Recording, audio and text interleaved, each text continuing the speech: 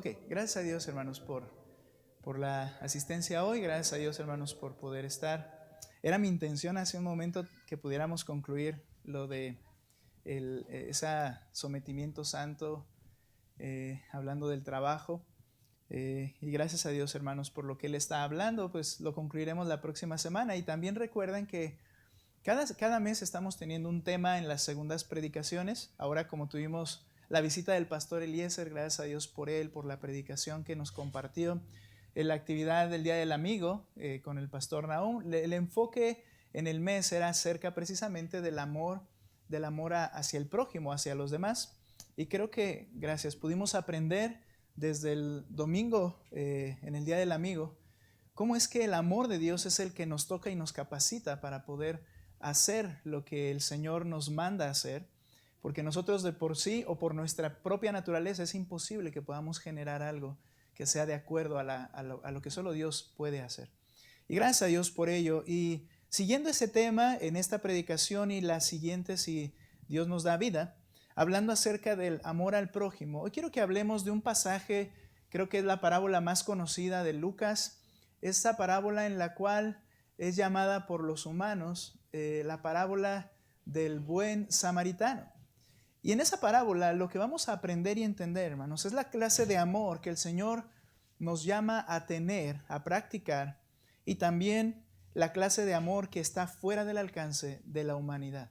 Acompáñenme a Lucas capítulo 10, es el pasaje que vamos a estudiar en esta enseñanza. Lucas capítulo 10. Y frecuentemente esta parábola es utilizada, obviamente, para incentivarnos a cómo es que nosotros debemos de ser y mostrar misericordia a otras personas. De hecho, yo sé que no te es ajeno que cuando se está viendo a alguien que hace una buena labor por alguien que tiene una necesidad, se le llega a decir, mira, un buen samaritano, ¿no? Entendiendo de alguna manera que, bueno, este pasaje nos enseña cómo hacer bondades y misericordias a otros. Sin embargo, al estudiar este pasaje, no quiero decir que eso no sea algo que podamos aprender allí, sino que el enfoque de cada palabra de Cristo, el contexto de cada enseñanza de Cristo, tiene una razón de haberse dado y nunca debemos omitir el contexto en el cual el Señor está hablando esta parábola. Tampoco debemos omitir la realidad de la condición humana. Esto es sumamente importante siempre que estudies la Escritura.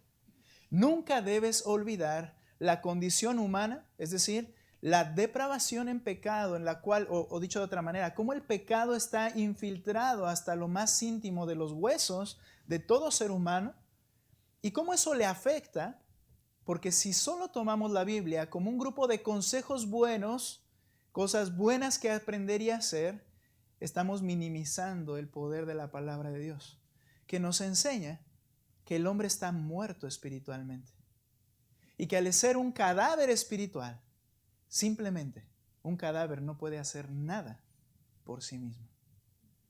Al tener eso en mente, cuando estudias la palabra de Dios, entonces ver pasajes como estos nos debieran llevar a poder tener las preguntas correctas. Y una de esas preguntas correctas es, ¿y cómo puedo hacer eso? Si yo soy quien soy, si yo tengo pecado, ¿cómo puedo hacer algo tan perfecto como lo que se describe? Y es de esa manera, hermanos, que hoy, en este tema o esta parábola que la conocemos con ese nombre, yo quiero hablar de la siguiente forma. Jesús, el buen samaritano. Acompáñame por favor a Lucas 10 y vamos a iniciar para darnos cuenta cómo es que comienza este diálogo, esta parábola que el Señor da. Y dice el versículo 25, cierto intérprete de la ley se levantó para poner a prueba a Jesús y dijo, Maestro, ¿qué haré para heredar la vida eterna? Quiero que notes algunas cosas en primer lugar importantes en este inicio de la narración. El que está hablando es un escriba, una persona especialista, un experto en la ley de Moisés, o por lo menos era el título que ellos habían asignado, como expertos en la ley de Moisés. Y cuando se levanta a preguntar, no es una pregunta legítima. Es decir, no está viniendo con una duda en su corazón y le dice, Señor, ¿qué debo hacer para heredar la vida eterna? Me hace recordar, por ejemplo, al carcelero de Filipos cuando le dice al apóstol Pablo, después de que viene un temblor, de que las puertas quedan abiertas, y él piensa que han huido todos los presos y quiere suicidarse, porque sabía lo que le esperaba con los romanos. Y Pablo le dice, no te hagas nada, estamos aquí adentro. Y él entra y pregunta, ¿qué debo hacer para ser salvo? Esa fue una pregunta legítima. Él estaba interesado en saber qué hacer porque él entendía su condición. Aquí no es legítima esta pregunta. Esta pregunta tiene la intención de poner un traspié a Cristo. Esta pregunta tiene la intención de hacer que él cayera en un error doctrinal, en alguna blasfemia de la ley de Moisés, para entonces culparlo de hereje y mandarlo a asesinar. Esa era la intención de este intérprete de la ley. Entonces, entendiendo cómo es que surge maestro, muy hipócrita también en un sentido, le está diciendo rabí, aunque dentro de ellos decían, este es un samaritano, este es un perdido, le decían así, ¿no? Ahora, pero le dice, maestro, ¿qué haré para heredar la vida eterna? Si la pregunta ahorita con nuestra teología y doctrina que tenemos, nos preguntan, bueno, ¿qué debo hacer para heredar? Y recuerda que heredar se refiere a un pago, una compensación. Lo vimos hace un momento en la enseñanza pasada. ¿Qué debo hacer para que se me pague o se me premie con la vida eterna? Tú y yo diríamos, ahora que entendemos las Escrituras, decirle, es que no puedes hacer nada para ganarla. Se lo podríamos decir de una forma directa y clara. Pero también Jesús lo podría haber hecho. Sin embargo, el Señor le dice, Jesús le dijo, ¿qué está escrito en la ley? ¿Qué lees? ¿Eres el experto? Entonces, no de manera sarcástica, él conocía la ley, la memorizaba, y le dice, ¿qué está escrito en la ley? ¿Qué lees en ella? Respondiendo, él le dijo, amarás al Señor tu Dios con todo tu corazón, con toda tu alma, con toda tu fuerza, con toda tu mente, y a tu prójimo como a ti mismo. Entonces Jesús le dijo, has respondido correctamente. Nota la frase siguiente. Haz esto y vivirás. La pregunta era, vida eterna, ¿cómo la obtengo? La respuesta es, cúmplelo y la recibirás. Recibirás vida eterna. Y luego dice, pero queriendo justificarse a sí mismo, dijo a Jesús, ¿y quién es mi prójimo? Ahora, en ese diálogo, la cuestión es la siguiente. Algunos dicen, ¿verdad? Cuando dice la Escritura queriendo justificarse, es que, bueno, tu duda no era realmente una duda. Tú fuiste el que la respondiste, es decir, tú sabías la respuesta y como quedó en evidencia, entonces, bueno, como queriendo seguir el diálogo, bueno, ¿y quién es mi prójimo? Algunos dicen que esa fue la idea. Yo creo en lo particular que en realidad cuando el Señor le permite que Él declare cuál es el principio elemental de toda la Escritura en el Antiguo Testamento, amar a Dios con todo tu ser, dicho sea de paso, aquí no está describiendo todas las partes de un ser humano, sino que está diciendo tú y todo lo que eres, para no decir, es que estoy dividido en 5 partes, somos 10 partes, ¿verdad? Sino que yo creo que es un cuerpo y un alma, pero el punto es que le dice que el intérprete correctamente entendió amar al Señor con todo lo que soy y amar a mi prójimo como a mí mismo. Él le responde correctamente. Ahora, como yo decía, cuando el Señor está aquí haciendo esa pregunta directamente al personaje, le responde el Señor, has respondido correctamente, haz esto y vivirás. ¿Cuál es la cosa? La cosa es que en algún sentido este hombre pensaba que ya lo estaba logrando. En el sentido por lo menos de amar a Dios, ellos se autonombraban como los que estaban bien con Dios. Pero se quiere excusar, ¿en qué? En decir, pero ¿quién es mi prójimo? Para la mente judía es, ¿quién es digno de mi amor? ¿Quién es digno de que yo haga algo por él? En el Antiguo Testamento se tenía la idea de que es otro judío. Los prójimos son los judíos. La palabra prójimo es un vecino. Y es, ¿quién es mi prójimo a quien le debo amar y cuidar como a mí mismo? Bueno, una idea es tu vecino, otro judío, pero los escribas y fariseos, aún ellos mismos, en su relación con los demás, creían que nadie era digno, sino solo los que estaban en un cierto nivel espiritual. Ellos menospreciaban a los pobres, menospreciaban a los que no conocían la ley como ellos la conocían, menospreciaban a los que no eran judíos, a los samaritanos les llamaban perros, y a los galileos de donde venía Cristo les decían que eran casi samaritanos. La pregunta es, ¿quién es digno de que yo lo ame, Señor? Para excusarse. Esta excusa lo que tiene la intención es, ok, pero no todos merecen mi amor. Entonces dime quién es digno, quién es mi prójimo, a quién yo debo amar. Eso es lo que yo puedo pensar o ver en esta porción. Ahora, lo primero que quiero ir desglosando en esto es que la salvación puede tomarse como un pago. En primer lugar, el Señor está diciendo afirmativamente que si cumples esto, vivirás. ¿Qué quiere decir esto? Ok, llévalo a cabo y no necesitas de Cristo. Llévalo a cabo y tienes la vida eterna. Cúmplelo y tendrás la herencia de estar con Dios para siempre. Este experto de la ley, sin embargo, hay que entender que eran incrédulos y su carácter es descrito, nota conmigo Mateo 23, por favor, del 1 al 7, ahorita regresamos a Lucas. Cuando tú veas escribas y fariseos, no pienses en personas que realmente estaban buscando a Dios, hacer su voluntad. Realmente eran unos religiosos incrédulos que buscaban solo su propia gloria. Y por eso Cristo los describe de esta manera en Mateo capítulo 23, verso 1. Entonces Jesús habló a la muchedumbre y a sus discípulos. Los escribas, los expertos en la ley, y los fariseos, los expertos en la práctica de la ley, era la idea de ellos, se han sentado en la cátedra de Moisés.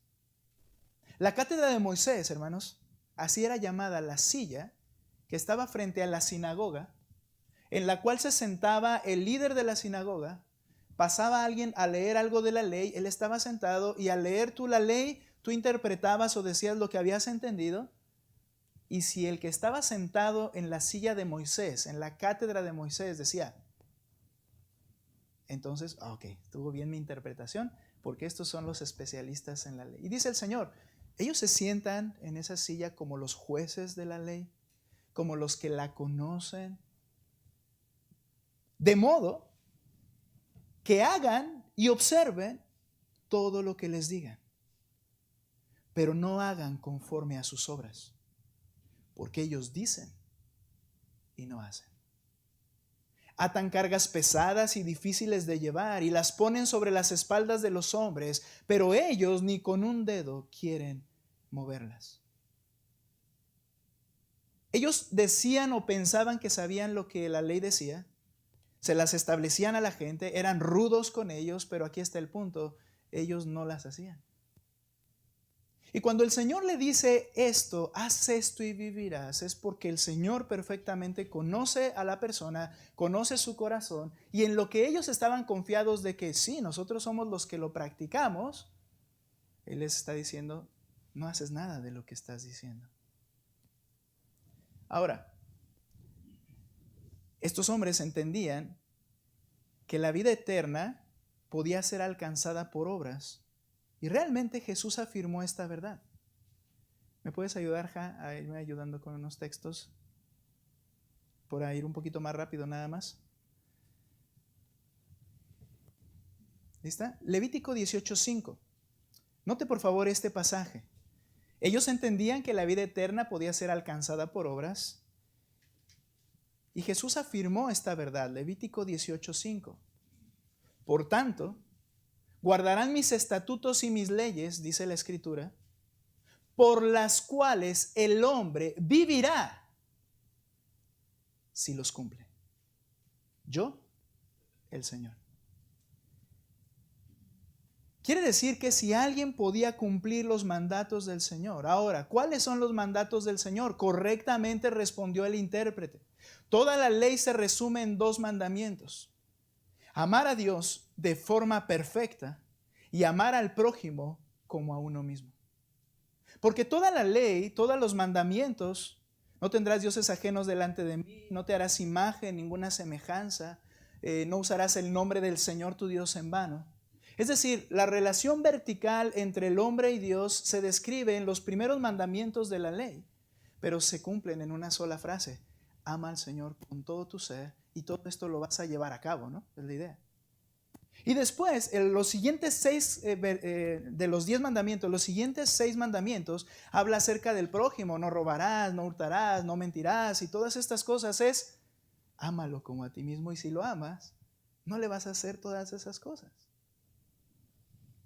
Entonces, correctamente, toda la ley de Dios, la que me puede salvar para ganar la eternidad, se resume en amar a Dios de manera perfecta y al prójimo como a uno mismo.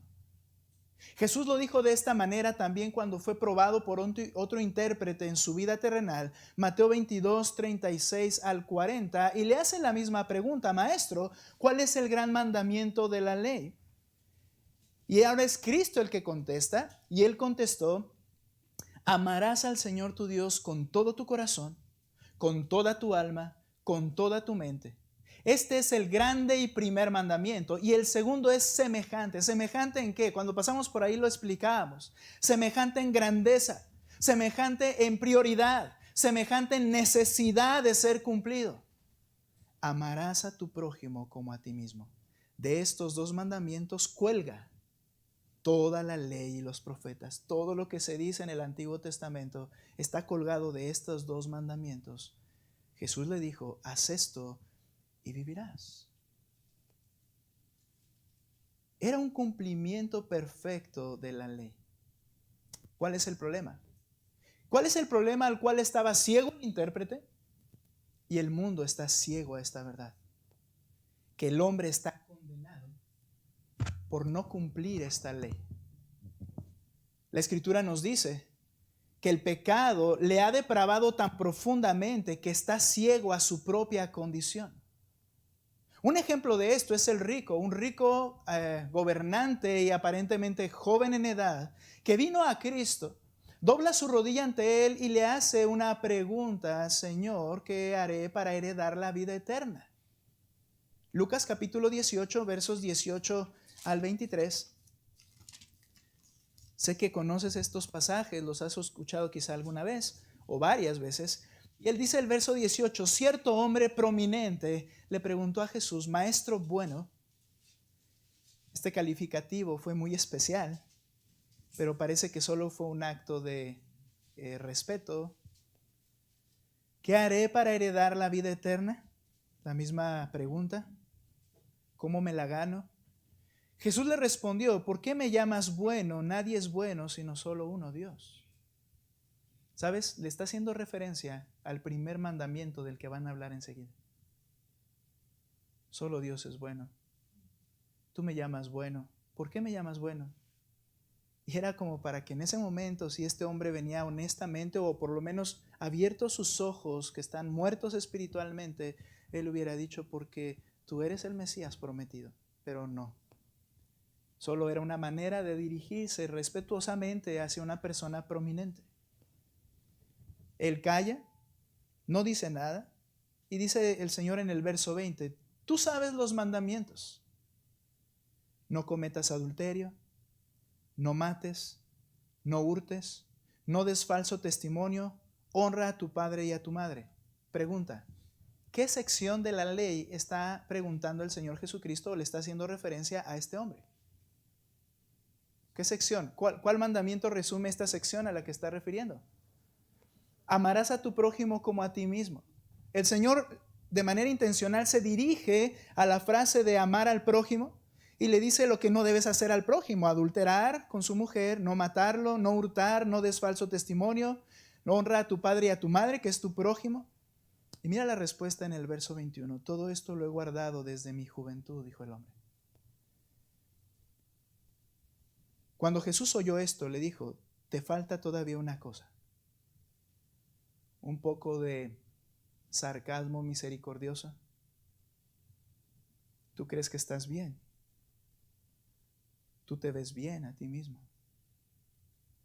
Tú no sientes que te haga falta mucho, pero una cosa te falta. Y le dice enseguida, vende todo lo que tienes y reparte entre los pobres y tendrás tesoro en los cielos, y ven y sígueme. Pero al oír esto se puso muy triste, pues era sumamente rico. Y luego dice la Escritura que él se dio la vuelta y se fue entristecido. ¿Pero qué hizo el Señor? Le demostró que era una mentira. ¿Realmente amas a tu prójimo como a ti mismo? No tienes problema entonces en dejar todo tu dinero para esos que amas igual que a ti mismo, entregar toda tu vida por ellos, y entonces ven y obedéceme. 2 mandamientos: ama a tu prójimo y ama al Señor con todo tu corazón. Y ninguno de los dos los había entendido ni practicado. Pero él en su mente pensaba que lo estaba haciendo en algún sentido. ¿Qué le faltaba en realidad a este hombre? Lo que le faltaba en realidad era ver su miseria. Una cosa te falta: verte realmente como estás. Y este es el principal problema de la humanidad. El principal problema de la humanidad es que sus ojos están ciegos a su realidad. No se trata de que en la iglesia o al venir a Cristo, el Señor te oferte como una tarjeta de crédito todo lo que requieres. Vienes a Cristo porque quieres estar bien en tus relaciones personales, vienes a Cristo porque quieres que tu matrimonio se restaure, Él es restaurador experto de matrimonios, y vienes a Cristo porque Él es el que va a ayudarme en mi economía porque estoy batallando, vienes a Cristo porque quieres paz, algo más noble, ¿no? Y yo vengo para que Él me dé la paz. Pero cuando vengas a Cristo, lo que Él quiere es que primero veas tu necesidad de Cristo, tu miseria. Y ese es el problema. El pecado radicalmente ha lastimado y ha infiltrado en todo tu ser y en todo el ser del humano de tal manera que no puede ver su verdadera miseria. ¿Por qué? Porque la sentencia de Dios en todas las Escrituras es esta: no hay quien busque a Dios. Este hombre, que era el intérprete, cuando le dice al Señor cuáles son los 2 grandes mandamientos, amar al Señor y amar al prójimo, ¿en qué se enfoca? En lo del prójimo, porque para él daba por sentado, porque amar a Dios, eso sí lo hago. Yo estoy bien con Dios. Yo me estoy esforzando delante de Dios. Yo lo estoy amando con todo mi corazón, con toda mi alma, con todas mis fuerzas, pero la Escritura dice: eres un mentiroso. Porque no hay absolutamente uno que busque a Dios para amarlo como Él es digno de ser amado. ¿Esto qué indica? Que hemos quebrantado la ley de Dios. Y por tanto, nadie puede salvarse en la base de cumplirla perfectamente. Tú te amas más a ti que a ninguna persona más. No hay quien busque a Dios. El intérprete de la ley intenta justificarse a sí mismo. ¿Quién es mi prójimo? Pensaba que amar a Dios lo cumplía al ser religioso. Quiero decir algo aquí a la iglesia. Ahorita podríamos nosotros estar hablando y atacando y culpando a los religiosos, ¿no? A los judíos allá, a cualquier otra religión. Pero déjame te digo algo, por favor. El hecho de participar religiosamente de nuestra iglesia no significa que amas a Dios. Pensaba que amar a Dios lo cumplía al ser religioso. Y que lo más difícil es amar al prójimo, porque esos son unos pecadores. Pero a Dios es fácil amarlo, ¿no es cierto? Porque de hecho ese es el problema. Como no amas a Dios, no puedes amar a tu prójimo. Pero entendiendo que es la parte más práctica, como les dije, para ellos el prójimo era otro de mi mismo nivel de amante de Dios, otro que sea de la misma religión que yo, y al resto hay que menospreciarlo. El prójimo debía ser alguien digno de mi amor. Este hombre demuestra que no amaba a nadie más que a él mismo, y el Señor está dispuesto a demostrárselo. Entonces, en primer lugar, vemos aquí un mandamiento imposible de cumplir. No, mira, si tú recibes la herencia de la vida eterna, no es por absolutamente nada que hayas logrado o que hayas hecho. No es que yo tuve la fe, aquel no tiene la fe, en ese sentido yo soy mejor que aquel. No, porque aún la fe, Efesios 2:8, es por gracia. Yo sí me arrepentí, aquel necio que no se quiere arrepentir. No seas orgulloso, el arrepentimiento es un don de Dios. Por si Él les concede que se arrepientan, es una concesión que Dios otorga. Es un mandamiento imposible de cumplirlo. Y cuando tú lo ves de esa manera, entonces verás tu miseria. Tenemos un grave problema en las iglesias cristianas. Y no es que tengamos gente demasiado mala, sino gente que se cree demasiado buena. Ese es un gran problema. Todos somos la misma masa. Y nadie podemos cumplir la ley de Cristo por nuestras fuerzas. Nadie puede ganarse, por tanto, la aprobación de Dios por nada que hagamos. Entonces el Señor les habla de lo que es el amor genuino al prójimo. Y es aquí donde yo digo y veo Jesús como el amor de Dios. Ve conmigo al versículo 30 de Lucas capítulo 10, verso 30, y vamos a enfilarnos para concluir. Pero mira lo que dice. Jesús le respondió, y viene esa parábola que quizá has escuchado. Dice, cierto hombre bajaba de Jerusalén a Jericó. Esto implica que este hombre era un judío. Un hombre que descendía de Jerusalén a Jericó no era nada extraño, aunque lo extraño es que viniera solo, y ahorita explicamos por qué. Pero era una persona que vivía en Jericó, muchos judíos prominentes vivían en Jericó. Entonces esto implica que era un judío también, y cayó en manos de salteadores. Estos eran como con los que Cristo fue crucificado, gente que asaltaba y asesinaba. No eran ladrones como Judas, que solo tomaba de la bolsa, sino este término se refiere a alguien que con atrocidad mataba y robaba. Cayó en manos de salteadores, los cuales, después de despojarlo y darle golpes, se fueron dejándolo medio muerto. Por casualidad, cierto sacerdote bajaba por aquel camino. Es decir, venía de Jerusalén rumbo a Jericó. Bajaba implica que Jerusalén estaba a una altura mayor que Jericó, como geográficamente es. Entonces venía de Jerusalén hacia Jericó un sacerdote. ¿Quiénes son los sacerdotes? Bueno, eran los hijos de Aarón. No solo judíos, sino de la familia más importante de los judíos. No solo levita, sino hijo de Aarón o descendiente de Aarón. Viene este sacerdote y entonces dice el texto, y cuando lo vio, pasó por el otro lado del camino. Del mismo modo, también un levita de la tribu de Leví, no de la familia particular de Aarón, pero los levitas eran los que servían en el templo. Y ahorita, ¿por qué estoy explicando esto? Cuando llegó al lugar y lo vio, pasó por el otro lado del camino. Ahora, ¿cuál es el problema? Lo que pasa es que la ley dice que si una persona que participa en el sacerdocio toca un cuerpo de un muerto, queda impuro por 6 días y no puede acercarse al tabernáculo ni al templo para servir hasta que sea purificado. Lo que está haciendo el Señor es decir, bueno, fue comprensible. ¿En qué sentido? En que si este era el sacerdote y venía de Jerusalén porque estaba oficiando allá y va hacia su casa Jericó, 30 kilómetros de distancia, va para allá y ve a una persona que está medio muerta, no fue a tomarle el pulso, porque implicaba tocarlo, pero si ese estaba muerto y lo tocaba, él ya no podía seguir ministrando a Dios en el templo.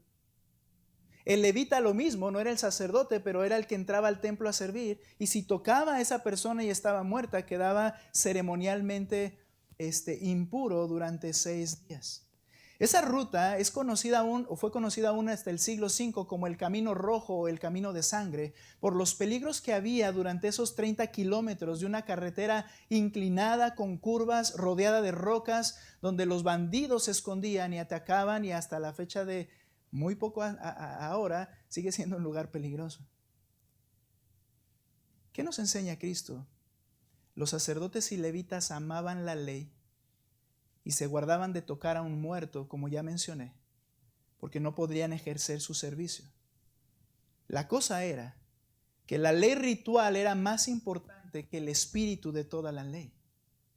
El espíritu de toda la ley es ama a Dios y ama a tu prójimo como a ti mismo, pero a ellos les interesaba seguir practicando los rituales que la ley describía sin entender cuál era el verdadero principio de la ley. Los samaritanos, que es el ejemplo que sigue enseguida, nota lo que dice el pasaje, versículo 33. Pero cierto samaritano, los judíos los llamaban perros. Los judíos los odiaban y los samaritanos odiaban a los judíos. Había una enemistad profunda porque los samaritanos es la mezcla de judíos que quedaron en la deportación de Israel, en Samaria, que era la capital del reino, judíos que quedaron ahí y gentiles que llegaron a habitar sus ciudades y se mezclaron con ellos e hicieron una combinación de religiones de tal forma que los judíos los aborrecían, los judíos que no eran mezclados, los aborrecían, los llamaban perros, gentiles, y los samaritanos de la misma manera tenían sus maneras de atacar a los judíos. Bien, cuando en la historia el Señor dice, pero un samaritano, podían pensar, no, pues el samaritano pasó y le dio la estocada final y luego lo aventó por el despeñadero, ¿no? Peor, no. Dice que al pasar el samaritano, que iba de viaje, llegó a donde él estaba y cuando lo vio tuvo compasión, acercándose al enemigo, le sanó las heridas. El samaritano decide amar a quien odia. Un mayor amor arriesgando su vida para salvarla del enemigo. Un amor que le hace entender y procurar sustituir o suplir la necesidad del enemigo. Verso 34, acercándose a él, le vendó sus heridas derramando aceite y vino. El vino era una especie de antiséptico. El aceite para que las vendas no se pegasen y pudiera sentir alivio. Y poniéndolo sobre su cabalgadura, el amor le hace entender no solo su necesidad, sino que el amor le hace dejar su lugar para sentar al enemigo en su lugar. Lo llevó a un mesón y lo cuidó. Es un amor que suple las necesidades del enemigo antes que las personales. Y lee por favor tú el verso 35 fuerte de este capítulo. ¿Qué dice? Al día siguiente, sacando 2 denarios, se los dio al prisionero y dijo, cuídalo y todo lo demás que gastes, cuando yo regrese te lo pagaré. Un amor que le hace pagar toda la deuda del enemigo y cargarla a su cuenta. Cuando tú ves esto y luego dices, bueno, hay que portarnos de esa forma, te estás equivocando, creo yo. Aquí está describiendo un amor que es imposible que tú y yo hayamos llevado a cabo antes.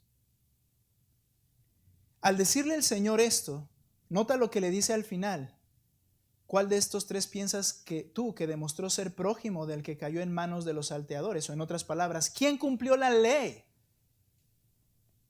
El intérprete de la ley respondió, el que tuvo misericordia de él, y le dice, ve y haz tú lo mismo, porque quieres la vida eterna. Ve y cumple eso de esa manera perfecta, y entonces heredarás la vida eterna.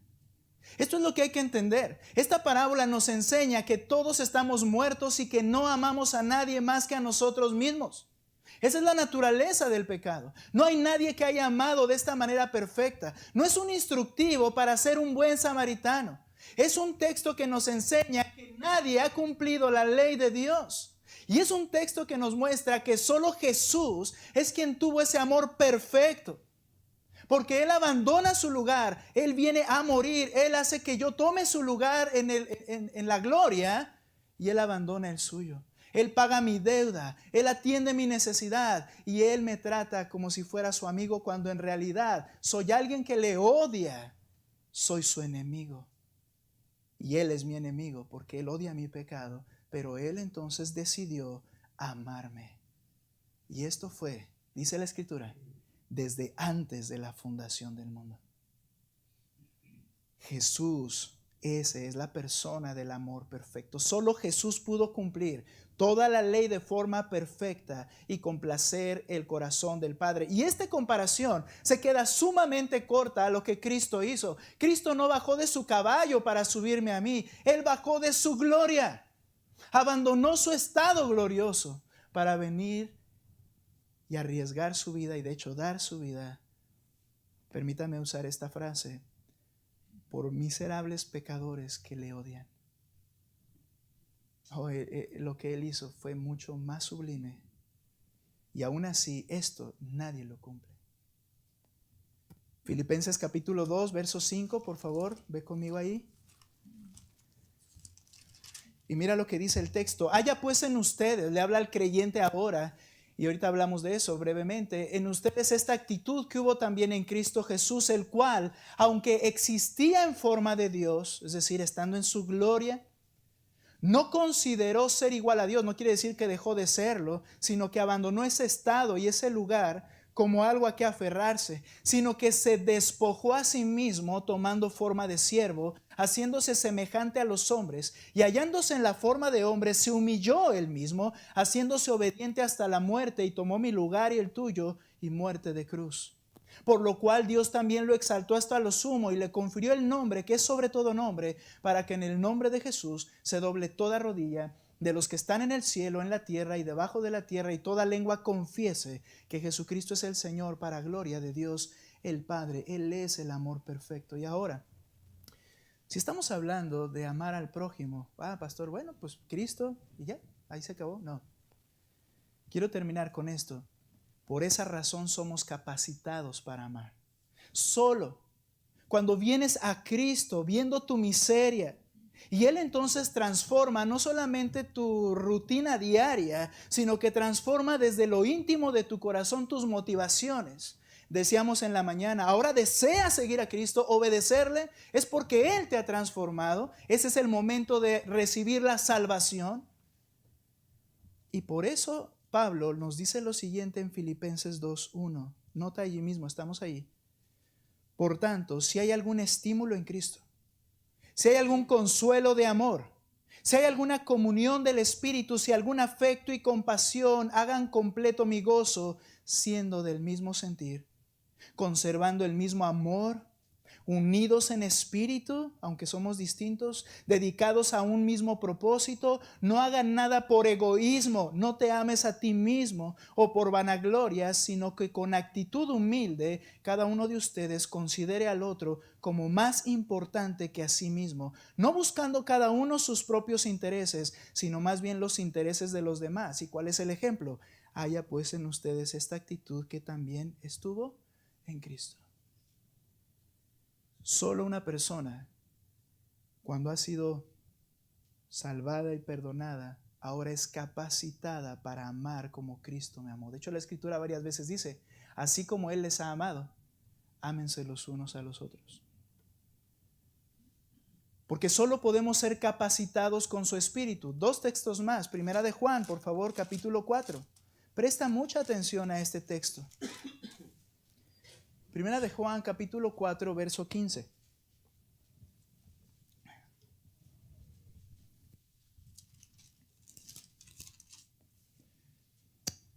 Todo aquel que confiesa que Jesús es el Hijo de Dios, Dios permanece en él y él en Dios.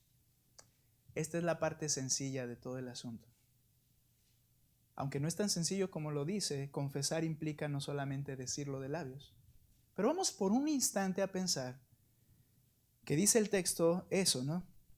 Todo el que confiesa que Jesús es el Hijo de Dios, Dios permanece en él y él en Dios. Es decir, hay una relación ahora con Dios. Es una persona salva, como usamos nosotros.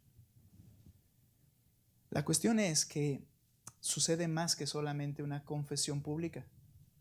Mira lo que dice. Y nosotros hemos llegado a conocer, y este término implica una relación íntima, no de solo conocimiento mental. Hemos llegado a conocer y hemos creído el amor de Dios que tiene para nosotros. Dios es amor, y el que permanece en amor permanece Dios y Dios permanece en él. En esto se perfecciona el amor en nosotros para que tengamos confianza en el día del juicio, pues como Él es, así somos también nosotros en este mundo. Voy mencionando algo breve. ¿Sabes qué te da esperanza y seguridad de tu salvación? Que en tu vida hay una evidencia de esta capacidad de amar como Cristo te amó. Dice, de esa manera yo estoy seguro, dice Juan, y tú estás seguro.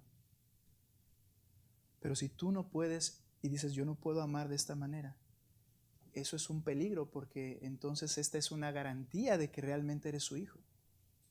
No solo la confesión aparentemente pública. Y sigue diciendo lo siguiente. Para que tengamos confianza, dice luego el 18, en el amor no hay temor, sino que el perfecto amor echa fuera el temor. Es decir, cuando tú tienes una relación con el Señor y entiendes su amor y tú le amas realmente, esto echa fuera el temor de un juicio, porque el temor involucra castigo y el que teme no es hecho perfecto en el amor. Nota por favor la afirmación contundente. Nosotros amamos porque Él nos amó primero. Es interesante que la Reina Valera menciona, nosotros le amamos a Él porque Él nos amó primero. Y no hay ningún problema con esto. El punto es que el texto habla y dice simplemente, nosotros amamos, sea a Él o sea al prójimo, porque son los dos mandamientos de la ley. Nosotros tenemos la capacidad de amar porque Él me amó primero. Solamente quien ha experimentado el amor de Dios en la cruz del Calvario y Cristo en su corazón es aquel que entonces puede amar tanto a Dios como al prójimo. Dice el versículo, nosotros amamos, y por eso me gusta esta traducción, porque Él nos amó primero. Si alguien dice, yo amo a Dios, como dijo el intérprete de la ley, eso ya lo hice, pero con mi prójimo es el problema. Si dice alguien, yo amo a Dios, pero aborrece a su hermano, es un mentiroso. ¿Un mentiroso en qué? En que no ama a Dios. Y si no ama a Dios, tampoco es amado por Él. No hay salvación. No es un hijo de Dios seguro de que no habrá juicio. Porque el que no ama a su hermano, a quien ha visto, no puede amar a Dios a quien no ha visto. Y este mandamiento tenemos de Él, que el que ama a Dios, ame también a su hermano. Si tú has experimentado una relación con Cristo, eres capacitado para amar a los demás. Hermanos, es necesario que concluyamos en este tema, pero lo que quiero que entendamos es que solo cuando has experimentado tu miseria y el amor de Cristo al perdonarte y transformarte, eres capacitado para amar. Una vez dije esto, tenemos que dejar de estarnos viendo nuestras propias agujetas. Y tienes que levantar la vista a los que te rodean. Esas personas no conocen su condición. Esas personas no saben y deliberadamente ellos no quieren nada, ¿verdad? Pero ellos no saben y tú necesitas levantar tus ojos y poder amar a los que están más allá que solo un amor egoísta. Más allá, tú tienes la capacidad de amar a tus hermanos de la iglesia. Es por eso que el apóstol, y varias veces lo menciona, es bueno que haya divisiones entre ustedes. Pero él dice, ¿por qué? Porque ahí se manifiestan los que son de nosotros, es decir, los que son de Dios o los que son salvos. Porque al haber divisiones y haber un pleito y un aborrecimiento entre dos personas, aquí está la cosa, el que es creyente tiene la capacidad de amar. Pero si la otra persona resiste a amar, da evidencia de lo que realmente es. Por eso dice, es necesario que haya eso para que nos demos cuenta quiénes son de nosotros. El punto es, hermanos, Jesús, Él es el amor perfecto de Dios, pero ahora nosotros debemos reflejar a Cristo. Termino con esto, en Mateo 5, 43 al 48. No lo busques, solo quiero mencionar, dijo el Señor, ustedes son la luz del mundo. Una ciudad, la luz de la ciudad no se puede ocultar, está en una montaña y no la puedes ocultar. Así la luz de ustedes tiene que brillar delante de los hombres para que vean vuestras buenas obras. Y luego el Señor en ese capítulo está diciendo, amen a sus enemigos, porque ¿qué de bien hacen amando a los que les aman? ¿No hacen eso los demás? ¿No los gentiles eso es lo que buscan, amar a quien es digno? Pero el amor de Cristo en nuestras vidas nos lleva a amar a los enemigos y cuanto más amar a la familia de la fe. Por tanto, sean perfectos, dice Cristo en ese pasaje, para que sean hijos de su Padre. ¿Qué es esto? ¿Ganar salvación? No. Para que demuestres y evidencie que tú eres un hijo de Dios. ¿Qué tienes que hacer?